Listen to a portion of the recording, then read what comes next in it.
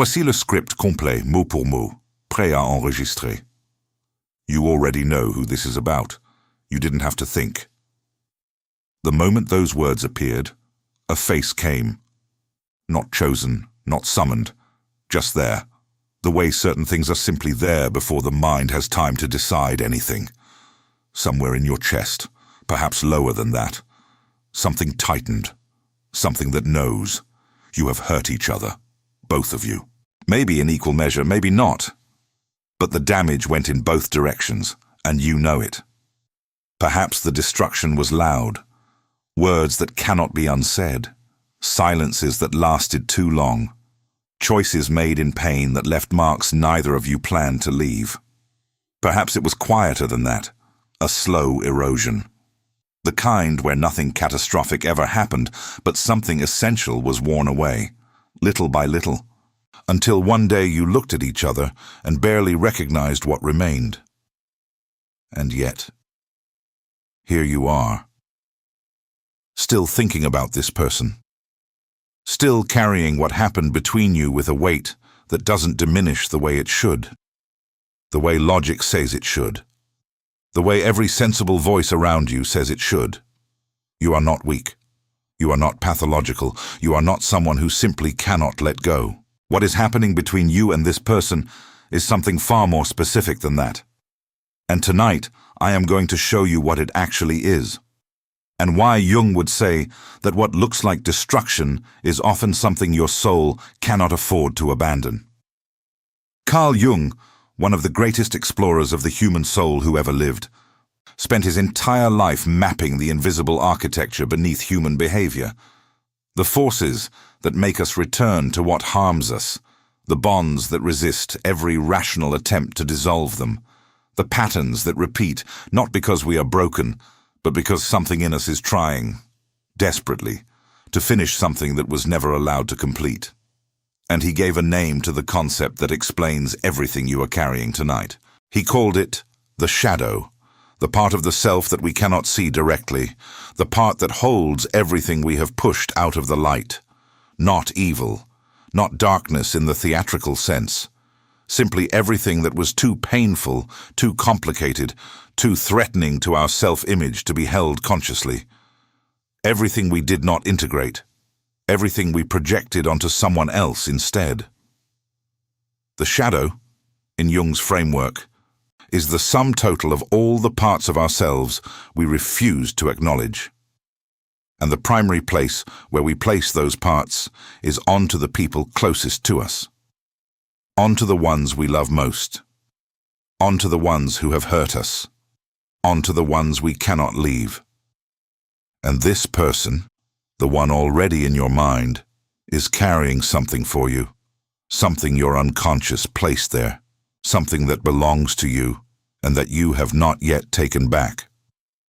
Jung observed that when two people wound each other repeatedly, it is almost never about what it appears to be about on the surface. It is not about the words spoken, or the choices made, or even the specific pain inflicted.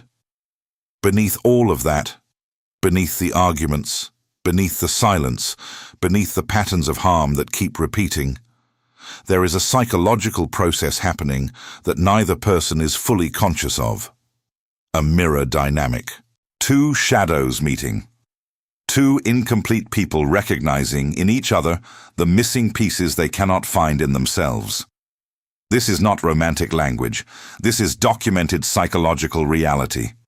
When you hurt someone repeatedly, and when they hurt you, it is because something in both of you is trying to force an integration that should be happening internally. The wound you keep inflicting on each other is not random. It follows a pattern. It targets something specific. And if you look honestly at what that pattern targets, you will find, almost without exception, that it targets the exact place in each of you where something unfinished lives. Something unresolved. Something unacknowledged. Something that never got to be seen or expressed or held with enough care to heal. And you recognize this. Not consciously. You have never put these words to it. But something in you has always sensed that what happens between you and this person is not ordinary. that the pain is too specific to be accidental, that the returns are too inevitable to be weakness, that something is at work here that neither of you fully understands, and that neither of you, despite everything, has been able to walk away from completely. Somewhere in you, you already knew this, not with your mind, with something older than your mind, something that has been watching this pattern and waiting, quietly, for a language to name what it saw. Here is the paradox that Jung places at the center of this kind of bond. The people who keep destroying each other are the ones who cannot truly leave. Say that again, slowly, inside. The people who keep destroying each other are the ones who cannot truly leave. It sounds like a tragedy. It sounds like a warning. But Jung would say it is neither. It is a diagnosis. And a diagnosis, unlike a judgment, points towards something that can be understood. Why would the people most capable of harming each other also be the ones most incapable of real separation? Why would destruction and attachment run so perfectly parallel? Because they are not opposites. They are the same force expressing itself in two directions. Jung would tell you that the intensity of what you experience with this person, including the pain, including the damage, including the cycles that seem impossible to break, is a direct measurement of the depth of the unconscious recognition between you. The unconscious does not invest deeply in things that do not matter. It does not create these levels of charge around people who are interchangeable. The chaos, the returning, the inability to simply move on and feel nothing. All of it is the signature of an encounter that has reached the level of the soul, not merely the level of the personality. And at the level of the soul, ordinary rules of attachment and detachment do not apply. You cannot simply decide to stop. You cannot simply choose, with your rational mind, to be indifferent. Because what is happening is not happening in your rational mind. It is happening in the unconscious, in the place that Jung spent his life documenting, the place that operates according to its own logic, its own timeline, its own insistence on completion. The unconscious does not accept incompletion. It returns, again and again and again, not to punish you, to finish what was started, to integrate what was split, to bring to light what both of you have been projecting onto each other instead of looking at inside yourselves. This is why you cannot truly leave. Not yet. Not while the work remains undone. Now let me show you the stages of this bond, the phases that two people in this kind of connection move through, so you can see clearly where you are and what the pattern has actually been trying to tell you. The first stage is what I would call the initial recognition. This is where it began. And if you think back honestly to the very first time something shifted between you and this person, you will remember that it was not ordinary. Something happened at a level below the social, below the comfortable, below the carefully managed version of yourself that you show to most people. Something in you was seen, or something in you recognized something in them that you had never seen named in another person before. This recognition felt like home and like danger at the same time. Jung would say this dual sensation is the signature of shadow meeting shadow. When someone activates both the longing and the fear simultaneously, it is because they are carrying something that belongs to your own inner world. Something you have not yet integrated. And the intensity of both the attraction and the threat comes from the same source. They are showing you something about yourself that you were not ready to see. You felt this, even at the beginning. Something told you this would not be simple. Something in you knew.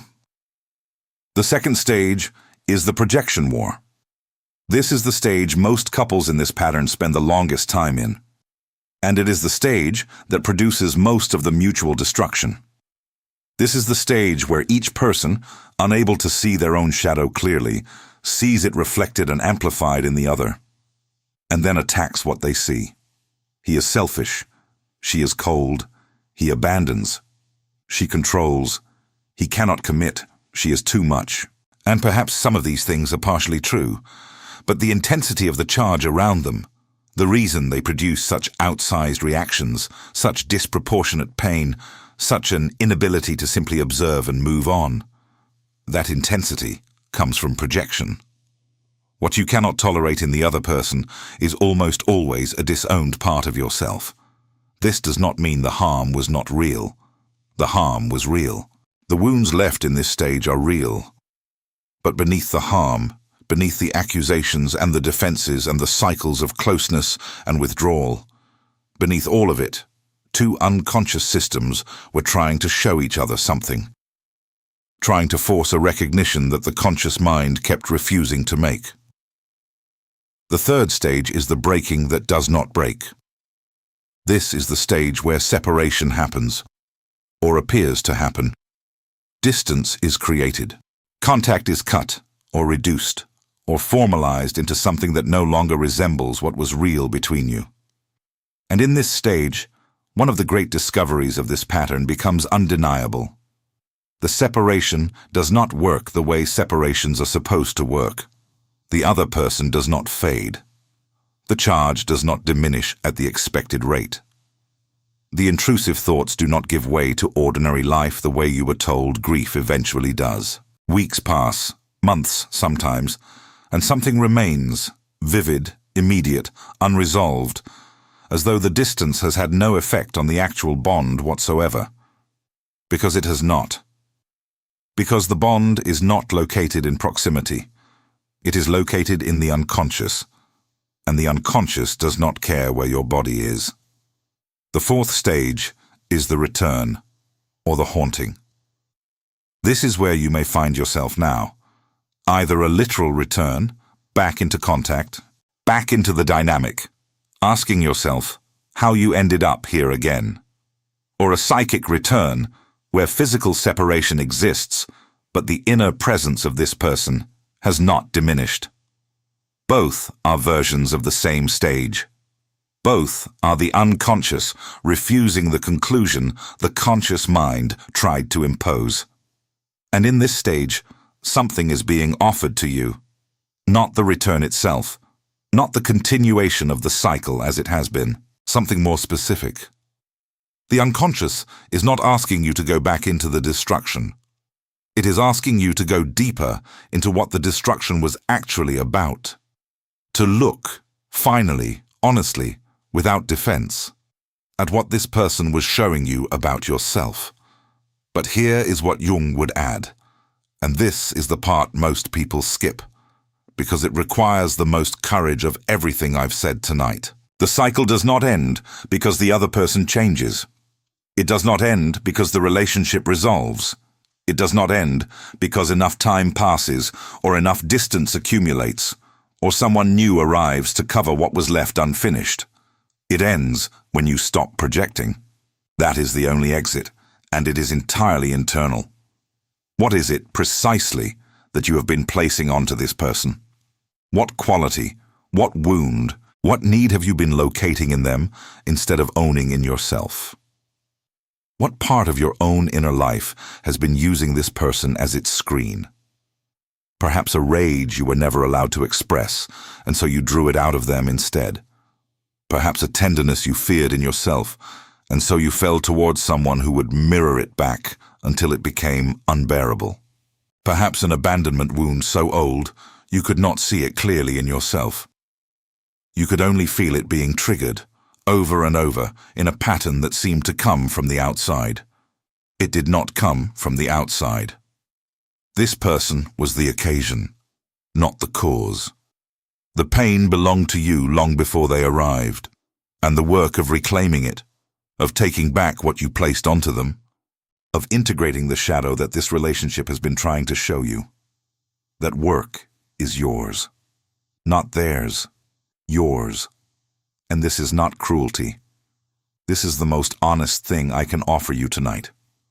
Because as long as you locate the missing piece in them, as long as the completion you are seeking lives outside yourself, in their behavior, in their return, in their transformation, You remain in the cycle.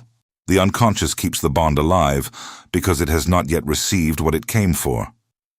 But when you begin the real work, when you turn toward the parts of yourself this person activated, when you face the shadow that this relationship has been illuminating, something shifts, not in them, in you, in the charge, in the weight, in the irresistible pull of the pattern.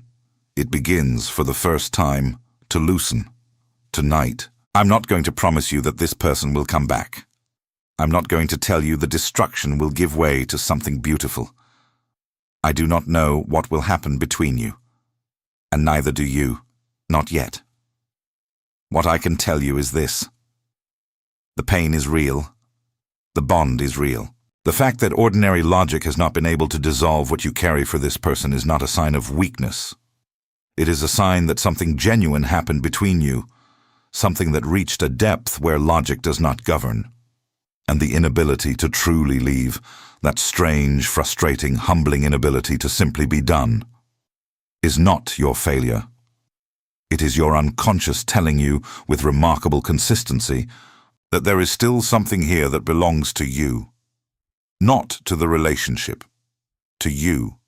Something to be seen, something to be integrated, something to be claimed as yours at last, rather than placed forever onto someone else. You are not trapped in this bond.